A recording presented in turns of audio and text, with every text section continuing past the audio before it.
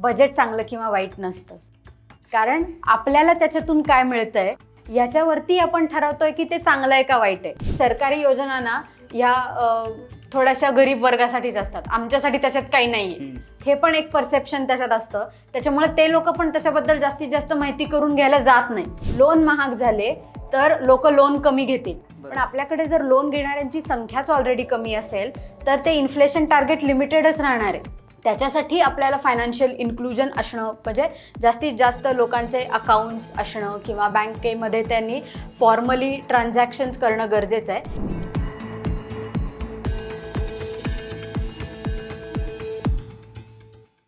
नमस्कार, द पॉलिटिक्समध्ये तुमच्या सगळ्यांचं स्वागत आहे. येत्या 1 फेब्रुवारीला केंद्रीय अर्थमंत्री निर्मला सीतारामन युनियन बजेट सादर करणार आहेत. लोकसभा निवडणुकीनंतर मोदी 3.0चा हा पहिलाच युनियन बजेट असणार आहे. पण हा युनियन बजेट म्हणजे नक्की काय असतं आणि युनियन बजेट हे कसं समजून घ्यायचं हेच आपण जाणून घेणार आहोत. आपल्यासोबत आहेत VP रिसर्च कंपनीच्या हेड आणि अर्थतज्ञ वैभव पिंगळे मॅडम. मॅडम खूप खूप स्वागत आहे. नमस्कार मॅम, पहिलाच प्रश्न खूप बेसिक प्रश्न आहे की हे युनियन बजेट, हे बजेट म्हणजे नक्की काय असतं? सगळ्यात पहिल्यांदा तर धन्यवाद, तुम्ही एवढ्या महत्त्वाच्या विषयावरती बजेट व्हायच्या आधी चर्चा करताय, जेणेकरून लोकांना नंतर समजेल की बजेटमधून एक्झॅक्टली त्यांनी काय बघायचं आहे.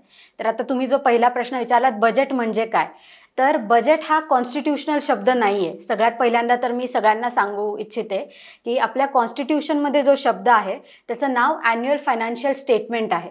आर्टिकल 112च्या अंतर्गत भारत सरकारला दरवर्षी त्यांनी केलेल्या खर्चाचा लेखाजोखा देणं मॅन्डेटरी आहे. तर ते म्हणजे बजेट आहे, ज्याला आपण बजेट म्हणतो.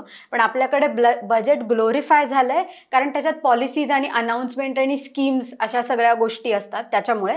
अदरवाईज बजेट ही एक स्टँडर्ड प्रोसिजर आहे जिथे मागच्या वर्षी गव्हर्नमेंटनी काय काय खर्च केले, कुठून कुठून त्यांना पैसे मिळाले, म्हणजे त्यांचे एक्सपेंडिचर आणि रेव्हेन्यू, आणि पुढच्या येत्या काळात किंवा येत्या वर्षीसाठी त्यांचा काय प्लॅन आहे की ते कुठे पैसे खर्च करू इच्छित आहेत आणि कुठून पैसे कमवू इच्छित आहेत. हे सोप्या शब्दात बजेटचा अर्थ हा आहे.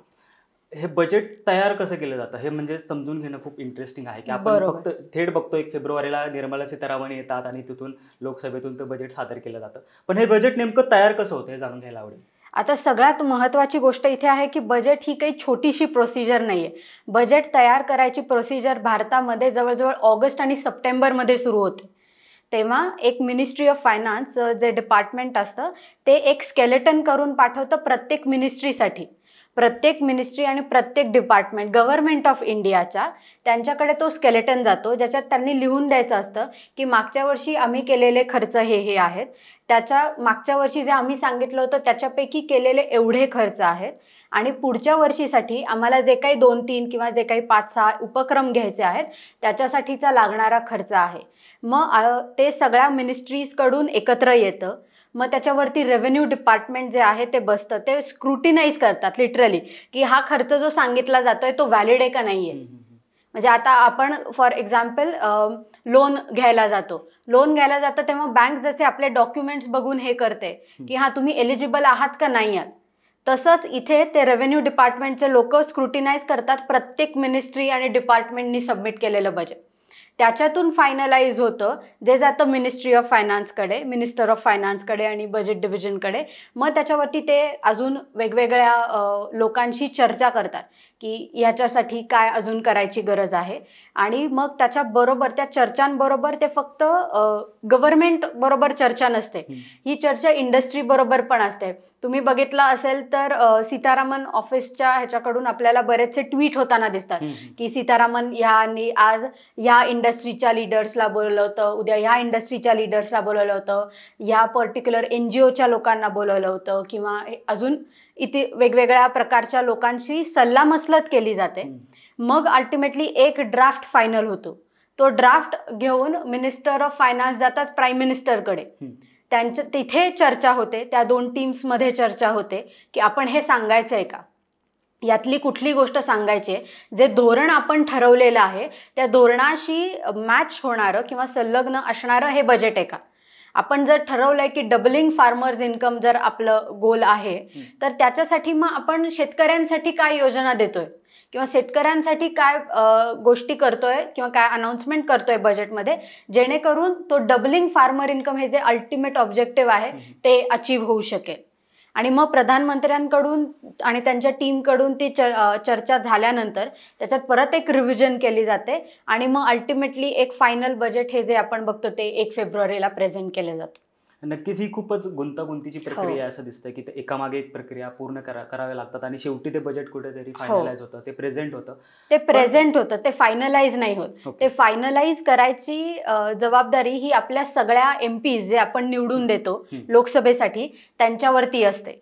की मग त्यांनी 1 फेब्रुवारीला ते बजेट मांडल्यानंतर तिथे चर्चा होतात की त्या प्रत्येक डिपार्टमेंटनी ज्या दिलेल्या असतात किंवा प्रत्येक मिनिस्ट्रीनी ज्या दिलेल्या असतात त्याला म्हणतात डिमांड फॉर ग्रांट्स, की ह्या पैशांची माझ्या डिपार्टमेंटला किंवा माझ्या ह्याला गरज आहे ह्या कारणासाठी, तर ती रेज केली जाते. आणि मग कुठल्या डिपार्टमेंटच्या कुठल्या मिनिस्ट्रीच्या डिमांड फॉर ग्रांट्स आणि किती अप्रूव्ह करायचा हे सगळं MPs करतात. आपले मेंबर ऑफ पार्लमेंटमध्ये बसून करतात. मग ते लोकसभेतून जातं राज्यसभेकडे. राज्यसभा त्याच्यात तरतुदीमध्ये थोडेफार चेंजेस सांगू शकते पण ते थांबवू शकत नाही ते पास होण्यापासून.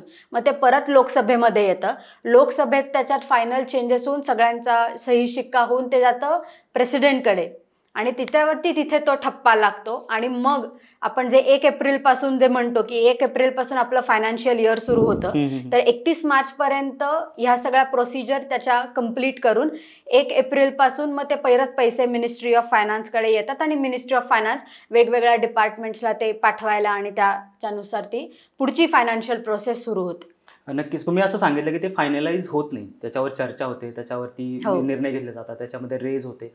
पण असं असताना समजा एखाद्या सरकारकडे बहुमत आहे आणि ते सरकार सादर करतात, एखाद्याला असा प्रश्न पडू शकतो की हे सगळं सादर करण्याचा खटाटोप कशासाठी, एवढी किचकट प्रक्रिया पार पाडायची, वर्षभर त्याच्यावर काम करायचं, असंही असू शकतं की काय गरज आहे इतक्या सगळ्या गोष्टीची, इतकं महत्त्व का आहे युनियन बजेटला इतकं महत्त्व? सगळ्यात पहिलं तर भारत ही लोकशाही आहे आणि दुसरी गोष्ट आपण संविधान मानतो. त्या कॉन्स्टिट्यूशनमध्ये सांगितलेलं आहे, जसं भारत सरकार करतं तसं प्रत्येक राज्य सरकारला पण सांगितलंय की तुम्ही दरवर्षी तुमचं ॲन्युअल फायनान्शियल स्टेटमेंट मांडायचं. तसंच आपल्या लोकल गव्हर्निंग बॉडीज आहेत संस्था त्यांनाही सांगितलेलं आहे. सो हे कॉन्स्टिट्यूशननी सांगितलेलं आहे, त्याच्यामुळे तिथे तो करायचं का नाही करायचं हा चॉईसच नाही आहे. ते करायचं आहेच आहे, ते लिगली मॅन्डेटरी आहे. येस मॅडम, जेव्हा बजेटची चर्चा होते तेव्हा आपण बघतो की त्या दिवशी न्यूज चॅनल्सवर त्याच्यासोबतच चर्चा सुरू झालेल्या असतात आणि त्यावेळी एक महत्त्वाचा मुद्दा चर्चेत असतो म्हणजे टॅक्सेस, डायरेक्ट इनडायरेक्ट टॅक्सेस. म्हणजे डायरेक्ट इनडायरेक्ट टॅक्सेस आहेत तरी काय आणि त्याचा सामान्य लोकांवर कसा परिणाम होतो? तर दोन्हीचाही परिणाम सामान्य लोकांवरच होतो. सगळ्यात पहिली गोष्ट, डायरेक्ट टॅक्स जे असतात ते तुम्ही त्याच्यावरती इमिजिएट पेमेंट करता किंवा तुमच्या इन्कम रिलेटेड किंवा तुमचा जो काही हे आहे त्याच्याशी रिलेटेड. फॉर एक्झाम्पल सगळ्यात सोपं इन्कम टॅक्स हा डिरेक्ट टॅक्स झाला. वेअर ॲज इनडिरेक्ट टॅक्स म्हणजे तुम्ही तिसऱ्या व्यक्तीकडून काहीतरी घेताय त्याच्यावरती तुम्हीही पण टॅक्स भरताय, तो इनडिरेक्ट पद्धतीने झाला, जो की GST भरतो आपण. की आपण दुकानात काहीतरी खरेदी करायला गेलोय, त्या वेगवेगळ्या जी कुठली गोष्ट आपण घेतोय त्याच्याप्रमाणे टॅक्स स्लॅब्स प्रमाणे त्याच्यावरती जी काही अमाऊंट लागते ती, किंवा आपण हॉटेलमध्ये जेवायला गेलो, रेस्टॉरंटमध्ये जेवायला गेल्यावरती त्याच्यावरती परत जो GST लागतो सेंट्रलचा आणि स्टेटचा जो आपण भरतो तो इनडिरेक्ट टॅक्स आहे. तर असे हे 2 प्रकार आहेत. आणखी काही टर्मिनॉलॉजीज असतात जेव्हा हे बजेट सादर करताना, त्यातली एक टर्मिनॉलॉजी मला एक सांगायची, फिस्कल डेफिसिट. फिस्कल डेफिसिट म्हणजे नक्की काय आहे? तर आता बजेट ही जितकी ऐकायला सोपी गोष्ट वाटते तितकी ती सोपी नाही, क्लिष्ट गोष्ट आहे.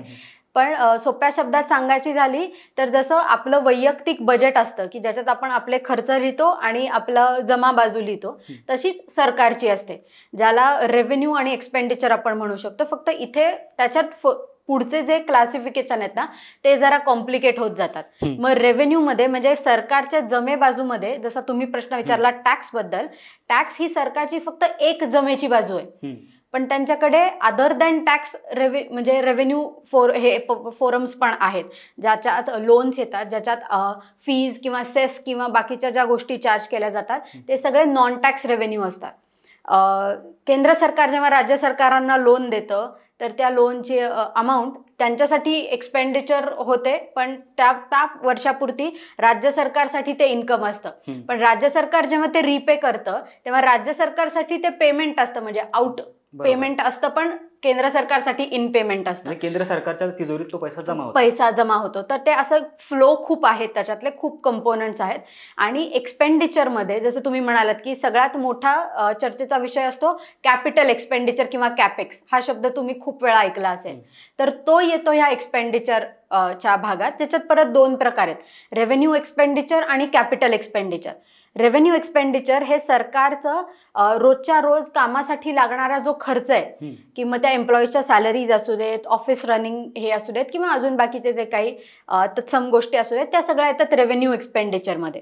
आणि मग आपण जे बघतो की आता ब्रिज बांधलेत, रोड्स बांधलेत, ॲसेट्स तयार केले गेलेत, ज्याचा उपयोग खूप साऱ्या लोकांना होतो पुढे, तर ते सगळे येतात कॅपिटल एक्सपेंडिचरमध्ये. सगळ्या म्हणजे इकॉनॉमिक्समध्येच इन जनरल कॅपिटल एक्सपेंडिचरवरती भर का दिला जातो, कारण त्याचं मल्टिप्लायर इफेक्ट आहे. म्हणजे आज रोड बांधला तर रोड बांधण्यासाठी मी पहिलं काय करणार, मी पहिलं टेंडर काढणार, म्हणजे पहिलं कोणाला तरी ते काम मिळणार, तिथे एक पहिली एम्प्लॉयमेंट तयार झाली. ज्याला काम दिलं गेलं तो अजून लोक हायर करणार, दुसरी लेवल ऑफ एम्प्लॉयमेंट तयार केली गेली. मग त्या लोकांना पैसे मिळणार त्यांच्या कामाचे, म्हणजे त्यांच्या घरात एक दिवसाला किंवा महिन्याला इन्कम जाणार, ज्याच्यातून ते त्यांचा महिन्याचा किंवा दिवसाचा जो काही खर्च आहे तो ते काढणार. म्हणजे ते परत ती सर्क्युलर फ्लो ऑफ इन्कम तिथून तो होतो. मग तो जो रोड बांधून झाल्यावरती तिथून ज्या गाड्या जातील किंवा त्या ट्रान्सपोर्टच्या हे जातील किंवा अजून बाकीच्या कमॉडिटीज घेऊन ट्रक्स जातील, तर ते सगळ्यांनी काय होणार, ह्या गावातून त्या गावात जाता येईल. या गावात जी गोष्ट मिळतीये ती त्या गावात मिळत नाहीये, का तर मध्ये रोड नाहीये. पण जेव्हा रोड होईल तेव्हा त्या गावातल्या लोकांना पण कळणार की अरे अशी अशी गोष्ट जी आपण घेऊ शकतो. आता इथे बेसिक इकॉनॉमिक्स आम्ही काय करतो, आम्ही एक डोक्यात ठेवतो की प्रत्येकाला एक बजेट कन्स्ट्रेन आहे. आणि मग माझ्याकडे जेव्हा जास्त चॉईस असतील की मला एकच पेन आहे, मला एक पेन घ्यायचा आहे, पण माझ्याकडे ऑप्शन आहेत, एक 2 रुपयाला, एक 3 रुपयाला, एक 5 रुपयाला, एक 10 रुपयाला, आणि खूप भारीवालं जेल पेन 30 रुपयाला. आता मी माझ्या बजेट कन्स्ट्रेन प्रमाणे ठरवू शकते की मला आता 5 रुपयाचं घ्यायचं, 2 रुपयाचं घ्यायचं का 30 रुपयाचं घ्यायचं. तर या सगळ्या गोष्टी मग ते जेव्हा त्यांच्याकडे पैसे येतात आणि त्यांच्यापर्यंत पुरवठा पण होतो गोष्टींचा, तेव्हा ते निर्णय घेऊ शकतात की आपल्याला कुठली गोष्ट खरेदी करायची. त्यांनी डिमांड सायकल जी असते इकॉनॉमी मधली ती पुढे सरकते. म्हणून याला मल्टिप्लायर इफेक्ट म्हणतात, जो कॅपिटल एक्सपेंडिचरने होताना दिसतो. की अगदी छोट्यातल्या छोट्या म्हणजे घरातल्या गोष्टींपासून ते पूर्ण इकॉनॉमीपर्यंत, म्हणजे GDP मध्ये कॉन्ट्रीब्युशन देण्यापर्यंत वगैरे कॅपिटल एक्सपेंडिचरचं काम होतं. म्हणून त्याला जास्तीत जास्त भर दिला जातो. म्हणजे कॅपिटल एक्सपेंडिचर म्हणजे पायाभूत सुविधांचा विकास. एक्झॅक्टली. बरोबर.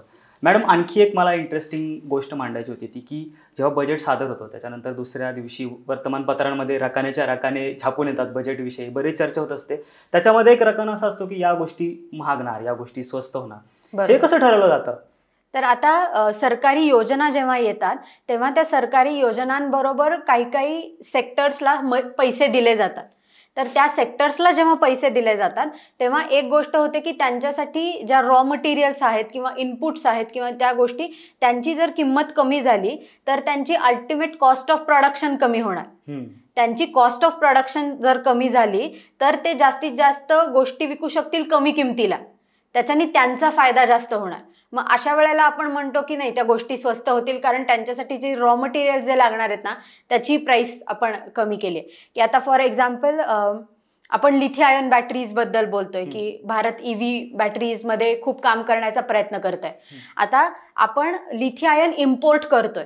आता जेव्हा ते इम्पोर्ट करतोय तेव्हा नॅचरली त्याची किंमत जास्त असणार, कारण ते दुसऱ्या करन्सीमधून आपल्या करन्सीमध्ये परत जर त्याचं US डॉलरमध्ये कन्व्हर्जन केलं तर ते अजून महाग आणि मग ते आपल्याकडे येतं.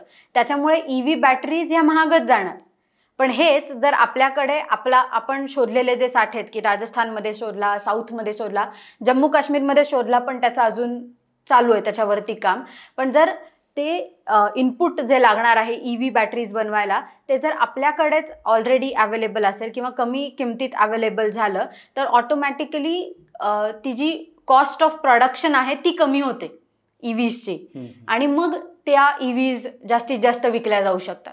तर अशा प्रकारे आपण म्हणतो की गोष्टींमध्ये एकतर गोष्टी स्वस्त होऊ शकतात किंवा उलट पण होऊ शकतं की सरकार पैसे टाकणार आहे बाबा ह्याच्यात, म्हणून लोक गोष्टीत जास्तीत जास्त पकडून ठेवतात. त्याचा साठेबाजी हा थोडासा निगेटिव्ह शब्द आहे, पण गोष्टी धरवून ठेवतात किंवा काय असं हे करून ठेवतात, जेणेकरून त्याची जास्तीत जास्त किंमत वाढेल आणि मग जास्त किमतीला ते विकू शकतील, ज्याच्यातून त्यांचा फायदा होईल.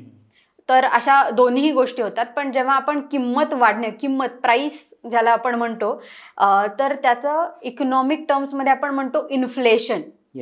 तर आता हे जे इन्फ्लेशन टार्गेटिंग आहे, ही ॲक्च्युअल ऑब्जेक्टिव्ह हे मॉनिटरी पॉलिसीचं आहे, जी RBI किंवा रिझर्व्ह बँक ऑफ इंडियाची रिस्पॉन्सिबिलिटी आहे. आणि मिनिस्ट्री ऑफ फायनान्सची थोडी कमी, नाही असं म्हणता येणार नाही, पण थोडी कमी. पण मेजर रिस्पॉन्सिबिलिटी जगभरातल्या सगळ्या देशांमधल्या किंवा सगळ्या इकॉनॉमीजमध्ये इन्फ्लेशन टार्गेटिंग हे त्या देशाच्या सेंट्रल बँका करत असतात, जसं आपल्याकडे रिझर्व्ह बँक आहे. पण आता त्याच्यात दोन गोष्टी आहेत की जेव्हा बँका हे टार्गेट करायचा प्रयत्न करतात, तेव्हा आपल्याकडे असलेलं फायनान्शियल इन्क्लुजन, की किती लोकांचे बँक अकाउंट आहेत, जेणेकरून जर बँकेने काही निर्णय बदलले त्याचा इफेक्ट त्यांच्यावरती होईल. लोन महाग झाले तर लोक लोन कमी घेतील, पण आपल्याकडे जर लोन घेणाऱ्यांची संख्याच ऑलरेडी कमी असेल तर ते इन्फ्लेशन टार्गेट लिमिटेडच राहणार आहे. त्याच्यासाठी आपल्याला फायनान्शियल इन्क्लुजन असणं, म्हणजे जास्तीत जास्त लोकांचे अकाउंट्स असणं किंवा बँकेमध्ये त्यांनी फॉर्मली ट्रान्झॅक्शन्स करणं गरजेचं आहे. कारण दुसरी गोष्ट अशी पण होते की इन्फॉर्मल बँकिंग ट्रान्झॅक्शन्समध्ये काहीच्या काही इंटरेस्ट रेट लावले जातात किंवा काहीच्या काही किंमत सांगितली जाते, त्याच्यात लोक फसतात. आणि मग त्याच्यातून पुढे ते काय म्हणतात, there is a term in economics, vicious circle of poverty, की तुम्ही गरीब का आहात, कारण तुमच्याकडे पैसे नाही आहे. तुमच्याकडे पैसे का नाही आहेत, इन्कम नाही आहे. इन्कम कमी आहे. इन्कम का कमी आहे, चांगली स्किल किंवा चांगला जॉब नाही आहे. चांगला जॉब नाही आहे म्हणून इन्कम कमी आहे. इन्कम कमी आहे म्हणून सेव्हिंग नाही आहे. सेव्हिंग नाही आहे म्हणून इन्व्हेस्टमेंट नाही आहे. इन्व्हेस्टमेंट नाही आहे म्हणून तुम्ही स्वतःसाठी वेल्थ क्रिएट करू शकला नाही आहेत किंवा काही ॲसेट्स क्रिएट करू शकला नाही आहेत, म्हणून तुम्ही गरीब आहात. मग ते फिरून परत त्याच ह्याच्यात येतं. आणि मग ते जर तोडायचं असेल तर मग त्याच्यासाठी थोडेसे वेगवेगळे, की पहिलं तर एज्युकेशन, चांगला जॉब, मग त्याच्यातून आणि त्याच्या पुढे फायनान्शियल लिटरसी, की माझ्याकडे पैसे आहेत पण ते जर मी सुयोग्य प्रकारे जे बजेट करतं, की प्रॉपरली ॲलोकेट करणं, जे आपण पर्सनल फायनान्समध्ये केलं तर ते विशियस सर्कल ऑफ पॉवर्टी तोडतायत. म्हणजे तुम्ही असं सांगू इच्छिता की हे जे विशियस सर्कल ऑफ पॉवर्टी आहे ते तोडण्यासाठी युनियन बजेटचा पण काहीतरी किती प्रमाणात? डेफिनेटली 100%. कारण आपल्याकडे होतं कसं की सगळे तेवढे एम्पॉवर्ड नाही आहेत, की मला पाहिजे म्हणून मी आज हे शिक्षण घेऊ शकलो किंवा मला पाहिजे म्हणून आज मी ही नोकरी करू शकले किंवा असं सगळ्यांचं होत नाही. कारण आपल्याकडे खूप दरी आहे, इनइक्वॅलिटी ज्याला आपण म्हणतो. काही ठिकाणी रिसोर्सेस खूप चांगले आहेत, काही ठिकाणी रिसोर्सेस चांगले नाही आहेत. We are still in the process of development, त्याच्यामुळे पण ते एक त्याचं कारण आहे. पण त्याच्यामुळे पण होतं कसं की काही लोकांना सपोर्ट किंवा आधाराची गरज असते, जे हे युनियन बजेट देतं किंवा राज्य सरकारचे बजेट्स पण देतं वेगवेगळ्या स्कीम्स किंवा पॉलिसीजमधून, की बाबा नाही, एखाद्याला नाही जमणार आहे की स्टार्टअप्स, आता प्रत्येकालाच कधी ना कधीतरी आयुष्यात बिझनेसची आयडिया आलेली असते, पण मला जर बिझनेस सुरू करायचा आहे त्याच्यासाठी लागणारं कॅपिटल मी कुठून आणू किंवा त्याच्यासाठी लागणारे पैसे कुठून आणू, माझ्या घरचे मला पैसे द्यायला तयार नाहीये. मग अशा वेळेला स्टार्टअपसाठी दिलेले लोन्स ते त्यांना मदत करतात, की हा बाबा, एक ती जी गव्हर्नमेंटनी स्कीम अनाऊन्स केली, मुद्रा योजना, ज्याच्यातून 3 प्रकारच्या वेगवेगळ्या लोन्स देतात, की तुमच्या जो काही साईज आहे, म्हणजे मॉनिटरी साईज जो आहे तुमच्या कंपनीचा, त्याच्यानुसार तुम्हाला लोन दिलं जातं. मग ती फायनान्शियल असिस्टन्स झालं, तो डिरेक्टली मिळाला लोकांना, म्हणजे लोन आहे पण लोकांना मिळालं. दुसरं असतं फायनान्शियल असिस्टन्स, ज्याच्यात तुमच्याकडून काही एक्सपेक्ट केलं जात नाही. जे देतं ते सरकार डायरेक्टली तुम्हाला देतंय, की फॉर एक्झाम्पल रेशन कार्डवरती जे इतके वर्ष देत आलेले आहेत, की 5 किलो गहू असू दे, 2 किलो तांदूळ असू दे किंवा 3 किलो अजून काही असू दे. कोविडच्या काळात जे 5 किलो पर पर्सन गहू दिले गेले होते पर फॅमिली, हे डिरेक्टली दिलं गेले. किंवा आत्ताही ते प्रधानमंत्री जनकल्याण योजना, त्याच्या अंडर जे काही अन्नधान्याचं डिस्ट्रीब्युशन केलं जातं किंवा पुरवठा केला जातोय तो डायरेक्ट आहे, तो तुमच्या घरी येतोय, की तुमच्याकडे रेशन कार्ड आहे आणि तुम्ही त्या दुकानात जाऊन घेऊन येताय, त्याच्यासाठी तुम्ही सरकारला काही देत नाहीये. बरोबर. तर मग अशा पद्धतीने सरकार काय करण्याचा प्रयत्न करतं, की अन्न ही माणसाची मूलभूत गरज आहे, तर मग माणसाच्या मूलभूत गरजेसाठी ती पुरवली तर बाकीच्या गोष्टी लोकांना एक थोडंसं हे होऊ शकतं की बाबा अन्नावरतीच माझे जवळजवळ 50% पैसे खर्च झाले, तर मी पुढे काय खर्च करणार, किंवा मी पुढे काय सेव्ह करणार, किंवा काय इन्व्हेस्ट करणार, किंवा माझ्या मुलांचं शिक्षण असेल, मुलांचं शिक्षण असेल, किंवा अजून काही गरजा असतील तर त्या कशा करणार. तर त्याच्यासाठी म्हणून मग की आधी अन्न हा बेसिक पुरवठा, की हां बाबा तुम्हाला रेशन कार्डवरती बेसिक अन्न मिळेल, म्हणजे तुम्हाला उरलेली जी काही तुमची रक्कम आहे किंवा इन्कम आहे ते तुम्ही बाकीच्या गोष्टींसाठी वापरू शकता. हे डिरेक्टली झालं. ओके. सो अशा या सगळ्या प्रोव्हिजन्स युनियन बजेटमधून केल्या जातात. तुम्ही डायरेक्ट बेनिफिटचा उल्लेख केला म्हणून एक विचारतो की सध्या ज्या योजना सध्या पॉप्युलर आहेत त्याच्यामध्ये लाडकी बहीण योजना असेल, त्याच्यामध्ये डायरेक्ट बेनिफिट ट्रान्सफर केलं जातं, तर अशा योजना पण अंतर्भूत असतात का युनियन बजेटमध्ये? हो, असतात. आता युनियन बजेट मध्ये फॉर एक्झाम्पल पेन्शनसाठी योजना आहे ज्या जवळजवळ 2009 पासून चालू आहेत. म्हणजे आता मागच्या वर्षी महाराष्ट्र राज्य सरकारने दिव्यांगांसाठी योजना काढली होती, पण गव्हर्नमेंट ऑफ इंडियाची 2009 पासून चालू आहे की तुम्ही त्या योजनेअंतर्गत रजिस्टर केलं असेल तर दर महिना एक स्पेसिफिक रक्कम, म्हणजे ती पेन्शन सारखीच, त्याला नावच पेन्शन दिले म्हणून मी पेन्शन म्हणते, पण ती रक्कम त्या व्यक्तीच्या खात्यात जाते. सो हे जे आहे त्या योजना तिथे पण आहेत आधीपासून. ओके. मॅडम, मध्ये एक मध्यंतरी निर्मला सीतारामन यांनी कॅपिटल गेन टॅक्स वाढवण्याची घोषणा केली होती. 10% होता, आय थिंक तो 12.5% झाला.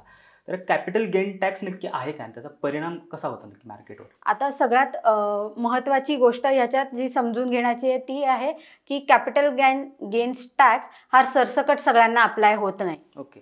म्हणजे जरी तुम्ही इन्व्हेस्टर असलात तरी सरसकट सगळ्यांना अप्लाय होत नाही, कारण त्याच्यात नावच गेन्स आहे. म्हणजे कॅपिटल गेन्स, तुम्ही जी काही इन्व्हेस्टमेंट केली आहे, मग ती प्रॉपर्टी असू दे, म्युच्युअल फंड असू दे किंवा स्टॉक मार्केट असू दे, आपण आता ह्या 3 बद्दल बोलूयात, तर त्याच्यातून जर तुम्हाला पैसे मिळाले, तुम्ही इन्व्हेस्ट जे केलेत त्याच्यावरती तुमचं रिटर्न तुम्हाला मिळाले, तुम्ही त्याच्यावरती पैसे कमवले जे वर्थ आहेत 1.25 लाख किंवा त्याच्यापेक्षा जास्त, तर तुम्हाला तो कॅपिटल गेन टॅक्स ऍप्लिकेबल आहे. ओके. मग त्याच्यात परत 2 प्रकार येतात, short term capital gain tax आणि long term capital gain tax. एक साधारण 12 ते 24 महिने आणि लॉंग टर्म 24 महिन्यांपेक्षा जास्त जर तुम्ही ती प्रॉपर्टी किंवा ते स्टॉक्स किंवा ते म्युच्युअल फंड्स किंवा ते जे आहे ते तुम्ही होल्ड करत असाल तर तुम्हाला तो देण्याची वेळ येईल. ओके. तर तो सरसकट सगळ्यांना ऍप्लिकेबल नाहीये, ही सगळ्यात महत्त्वाची गोष्टी. त्याच्या कंडिशन्स आहेत, त्या कंडिशन समजून घेऊन मग आपण त्या गोष्टीकडे बघितलं पाहिजे असं मला वाटतं. मॅडम, मला एक विचारायचं आहे की मध्यंतरी एकदा उद्धव ठाकरे जेव्हा मुख्यमंत्री होते तेव्हा महाराष्ट्राला बेस्ट परफॉर्मिंग स्टेटचा अवॉर्ड मिळाला होता, निर्मला सीतारामन यांच्या हस्ते मिळाला होता. आणि तेव्हा ते बोलताना गमतीने असं म्हणलेलं होतं की बजेट आल्यानंतर मी प्रतिक्रिया देतो, तेव्हा असं म्हणतो की श्रीमंतांना श्रीमंत करणारा आणि गरिबांना गरीब करणारं बजेट आहे. तर बजेट चांगलं की वाईट हे आपण कसं शोधायचं? सगळ्यात पहिल्यांदा तर मला हे सांगावंसं वाटतं की बजेट चांगलं किंवा वाईट नसतं. ओके. कारण आपल्याला त्याच्यातून काय मिळतंय याच्यावरती आपण ठरवतोय की ते चांगलं आहे का वाईट आहे. फंडामेंटली म्हणून मी पहिल्यांदा सांगताना सुरुवात केली की बजेट हे अॅन्युअल फायनान्शियल स्टेटमेंट आहे, ज्याच्यात खर्च आणि जमा हे लिहिलेलं आहे किंवा पुढचा खर्च आणि जमा हे लिहिलेलं आहे. मग त्याच्यातून आपण कसं जज करणार की आता मी सर्वसामान्य घरातून येते तर माझा पर्स्पेक्टिव्ह तो बघण्याकडे असा असेल की माझ्या टॅक्सचं काय होतंय, टॅक्स रेट कमी झाले, माझ्याकडे असलेलं माझे सॅलरीतले पैसे जास्त वाचले, तर मी म्हणणार की हे बजेट चांगलं होतं. बरोबर. बँकवाले लोक म्हणणार की आम्हाला जास्तीत जास्त मुभा दिली गेली म्हणून चांगलं होतं, किंवा आमच्यावरती रिस्ट्रिक्शन्स आणले गेले म्हणून वाईट होतं. कुठली तरी पर्टिक्युलर स्कीम आणली असेल, त्या स्कीमचा ज्यांना फायदा होणार ते लोक म्हणणार बजेट चांगलं आहे, ज्यांना नाही होणार ते म्हणणार बजेट वाईट आहे. त्याच्यामुळे बजेट चांगलं किंवा वाईट नसतं, जी व्यक्ती, जो सेक्टर किंवा जी इंडस्ट्री त्याच्याकडे बघतीये.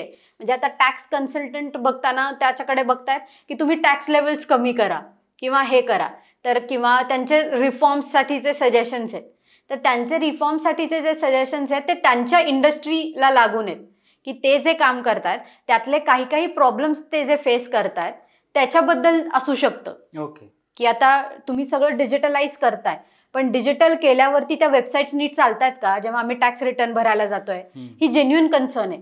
तर मग तुम्ही त्याच्यावरती पैसे खर्च करा, हे जेन्युइन, म्हणजे हे परफेक्ट पॉलिसी रेकमेंडेशन आहे की ही गोष्ट फंक्शन करताना तुम्ही सुरू केलीत, पण ती फंक्शन करताना त्याच्यात हे प्रॉब्लेम्स येत आहेत, ते प्रॉब्लेम सॉल्व्ह करण्यासाठी तुम्ही जास्त पैसे खर्च करा. मग ते रेकमेंडेशन होतं की सरकारसाठी की हां बाबा, ह्या प्रकारे जर आपण पैसे खर्च केले तर ते लोकांना जास्तीत जास्त फायद्याचे होतील. असा जेव्हा विचार करतो तेव्हा मग ते परत त्या इंडस्ट्रीशीच रिलेटेड होतं. त्यामुळे बजेट हे ज्या गोष्टीकडे आपण बघतोय, मग अगदी ॲनिमल हजबंडरी असू दे किंवा त्यांनी ट्रायबल स्टुडंटसाठीच्या ज्या रेसिडेन्शियल स्कूल सुरू केल्या, आता त्याचा फायदा इथे राहणाऱ्या विद्यार्थ्यांना नाहीये, पण तिथल्या राहणाऱ्या विद्यार्थ्यांना आहे ना. तर मग त्यांच्यासाठी बजेट चांगलं होतं, इथल्यासाठी नाही. तर त्याच्यात चांगलं वाईट असं काही नाही, असं माझं मत आहे, जो तो आपापल्या पर्स्पेक्टिव्हनी बजेटकडे बघतो. तुम्ही वेगवेगळ्या वर्गांचा उल्लेख केला, गरीब वर्ग असू द्या, मध्यम वर्ग असू द्या. बजेट जेव्हा येतं तेव्हा मध्यम वर्गाबद्दल खूप बोललं जातं की मध्यम वर्गावर त्याचा ताण येणार आहे, मध्यम वर्ग त्याने प्रभावित होणार आहे. तर असे कोणते घटक असतात बजेटमध्ये जे खरंच सामान्य माणसाला प्रभावित करतात? सगळ्यात पहिलं तर टॅक्स, कारण आपल्याकडे सगळ्यात जास्त टॅक्स हा मिडल इन्कम क्लास भरतो. ओके. त्याच्यामुळे पहिलं तर टॅक्स, त्याच्यामुळे टॅक्सची रक्कम वाढली, कारण हा नोकरदार वर्ग आहे. त्यांचा जो काही टॅक्स जातो दर वर्षाला तो त्यांच्या कंपनी किंवा त्या ह्याच्या थ्रू होतो. त्याच्यामुळे तिथे शक्यतो फार पुढे मागे करायचे हे नाही होत. त्याच्यामुळे त्यांच्या हातात किती पैसे राहतील याच्यावरती त्यांचं एक लक्ष राहतं की जेणेकरून मला जे काही आयुष्यात अजून कमवायचं आहे किंवा मला काही गोष्टी घ्यायच्या आहेत तर त्याच्यासाठी मी काय करू शकते. तर पहिला तो जो येतो तो डिस्पोजेबल इन्कम. ओके. आपलं पर्सनल इन्कम जे असतं त्याच्यातून टॅक्स मायनस केला की राहतं ते डिस्पोजेबल, जे मी खर्च करू शकते, स्वतःची क्रयशक्ती असून. हां, स्वतःची क्रयशक्ती वापरून जे पैसे कमवले ते डिस्पोजेबल इन्कम. तर ते पहिलं. आणि दुसरी गोष्ट की त्याच्यातून पण काही युनिक स्कीम्स गव्हर्नमेंट आणत असतं की आता मागच्या वर्षी त्यांनी राम मंदिरानंतर हर घर सूर्य अशी योजना सुरू केली होती, ज्याच्यात वेगवेगळ्या घरांना फायनान्शियल असिस्टन्स दिला जाणार होता सोलर पॅनल बसवण्यासाठी. आणि मग ते पुढे इलेक्ट्रिसिटी पण विकली जाणार होती, पण त्याचं पुढे काही झालं नाही. पण निदान सोलर पॅनल बसवण्यासाठी जो फायनान्शियल असिस्टन्स दिला जातो तो आता कुठलीही बिल्डिंग हे करू शकते, अप्लाय करू शकते की आम्हाला आमच्या बिल्डिंगमध्ये बसवून हवा आहे, जेणेकरून जी इलेक्ट्रिसिटी आपण कन्झ्युम करतोय त्यातला थोडा तरी भाग हा रिन्युएबल एनर्जीमधून येईल, जेणेकरून जे पर्यावरणाची आपण ऑलरेडी ऱ्हास करतोच आहोत तो थोडासा कमी होईल की आपण सोलार एनर्जी वापरतो. किंवा अशा ज्या गोष्टी जेव्हा सरकार करतं तेव्हा त्याचा मिडल इन्कम क्लास उपयोग करून घेऊ शकतं. याच्यात गॅप कुठे असते, याच्यात गॅप येते इन्फॉर्मेशनमध्ये. ओके. की सरकारी योजना ज्या आहेत त्या कुठल्या लोकांपर्यंत पोहोचतायत, तेच लोक त्याचा फायदा करून घेऊ शकतात. बरोबर. आणि कितीतरी वेळेला असं होतं की म्हणजे हे परसेप्शन आहे लोकांचं की सरकारी योजना ना या थोड्याशा गरीब वर्गासाठीच असतात, आमच्यासाठी त्याच्यात काही नाहीये, हे पण एक परसेप्शन त्याच्यात असतं. त्याच्यामुळे ते लोक पण त्याच्याबद्दल जास्तीत जास्त माहिती करून घ्यायला जात नाही. ओके ठीक आहे, टॅक्स बद्दल कळलं, बाकीचं सोडून दिलं, पुढच्या योजनांबद्दल माहित नाही. त्याच्यामुळे ज्या लोकांना कळतात तेवढेच लोक त्याचा फायदा करून घेतात. मग हा एक थोडासा फॅक्टर आहे जिथे माहिती त्यांच्यापर्यंत पोहोचत नाही पहिली गोष्ट, आणि दुसरी पोहोचली तरी ते त्यांना कळलं पाहिजे की ह्याचा फायदा आपण कसा करून घेऊ शकतो. आणि तिसरं त्यांचं परसेप्शन की सरकारी योजना ह्या फक्त गरीब वर्गातील लोकांसाठी आहेत, आपल्यासाठी नाही, हे चुकीचं आहे. हे सगळ्यात चांगली गोष्ट तोडण्याचं म्हणजे हे परसेप्शन तोडण्याचं काम सुकन्या समृद्धी योजनेने केलंय. ओके. जेव्हा गव्हर्नमेंटनी मुलींसाठी की आपल्याकडे बालभ्रूण हत्या जी होते ती कमी करण्यासाठी की मुली होणं ही चांगली गोष्ट आहे, मुलगी आली म्हणजे तुमच्या घरात लक्ष्मी आली, याच्यासाठी मग त्यांनी वेगवेगळ्या योजना काढल्या. त्यातली एक योजना ही पोस्ट ऑफिस सेव्हिंग आहे, सुकन्या समृद्धी नाव आहे त्याचं. आणि त्याच्यावरती तुम्हाला टॅक्स बेनिफिट्स आहेत, म्हणजे तुम्ही जर नोकरदार वर्ग असाल तर त्याच्यावरती तुम्हाला टॅक्स बेनिफिट्स पण आहेत. आणि तुमची मुलगी 18 वर्षाची होईपर्यंत सबस्टॅन्शियल अमाऊंट तिच्या पुढच्या शिक्षणासाठी तुम्ही सेव्ह करून ठेवता. म्हणजे नंतर जे तुमच्यावरती बर्डन येतं की ज्याला आपण नाही म्हणतो की नंतर पुढे बर्डन येतं, तर ते पण त्या योजनेमुळे हे होतं, डील केलं जात आहे. तर आता खूप लोक म्हणजे मिडल इन्कम क्लास पण हे सुकन्या समृद्धी योजनेचे अकाउंट्स काढत आहे की माझ्या मुलीसाठी मी काढलं. ओके. तर हे जे करतोय ना, हे बाकीच्या योजनेबाबतीत पण केलं तर मग त्या खरं तर बजेटच्या मध्ये जे गेलेल्या अनाउन्समेंट्स आहेत त्याचं इकॉनॉमिक्समध्ये म्हणतात ऑप्टिमम युटिलायझेशन, म्हणजे जे बेस्ट युटिलायझेशन आहे, जे काही रिसोर्सेस आपल्याकडे आहेत त्याचं केलं असं होईल. ओके मॅम, तुम्ही सांगतायत की प्रत्येक वर्गासाठी बजेटमध्ये प्रोव्हिजन्स असतात, फक्त आपल्याला ते वाचता यायला हवं की आपल्यासाठी नेमकं त्या बजेटमध्ये आहे काय. या मुलाखतीचा मी शेवटचा प्रश्न विचारतो की तो असा की आता मार्केटची सध्या परिस्थिती पाहता काहीतरी प्रेडिक्शन करूयात आपण येणाऱ्या बजेटविषयी. मार्केटची परिस्थिती पाहता आता येणाऱ्या बजेटमधून आपण काय एक्सपेक्ट करू शकतोय? आता आहे असं की मार्केट बघता, फॉरेन इन्व्हेस्टमेंट्स बघता ज्या आपल्याकडून जात आहेत, आयडियली सरकारने पैसा टाकला तर त्या परत येतील का, हा एक प्रश्न आहे. दुसरा प्रश्न आहे की सरकारने पैसे न टाकता इनडिरेक्टली काही गोष्टी केल्या की टॅक्स रेट्स कमी केले किंवा अजून काही प्रोव्हिजन्स दिल्या जेणेकरून बिझनेसेस किंवा प्रायव्हेट सेक्टरला बूस्ट मिळाला ओके, तर त्याचा फायदा जास्त होईल असं माझं मत आहे. की प्रायव्हेट सेक्टरला बूस्ट मिळणं ही जास्त प्रायोरिटीची गोष्ट आहे बाकीच्या गोष्टी कम्पेअर करता. आणि मग त्या प्रायव्हेट सेक्टरला बूस्ट देण्यासाठी सरकारला ज्या काही योजना आणता येतील किंवा जो काही सपोर्ट करता येईल तो त्यांनी करावा. ओके मॅडम, खूप खूप धन्यवाद. तुमच्या माध्यमातून आम्हाला बजेट खूप सोप्या शब्दात समजून घेता आलं. तुम्हाला हा इंटरव्ह्यू कसा वाटला हे आम्हाला कमेंट बॉक्समध्ये नक्की कळवा. आणि युनियन बजेटबद्दल तुमचे काही प्रश्न असतील, तुमच्या काही शंका असतील तर त्याही आम्हाला कमेंट बॉक्समध्ये कळवा. धन्यवाद.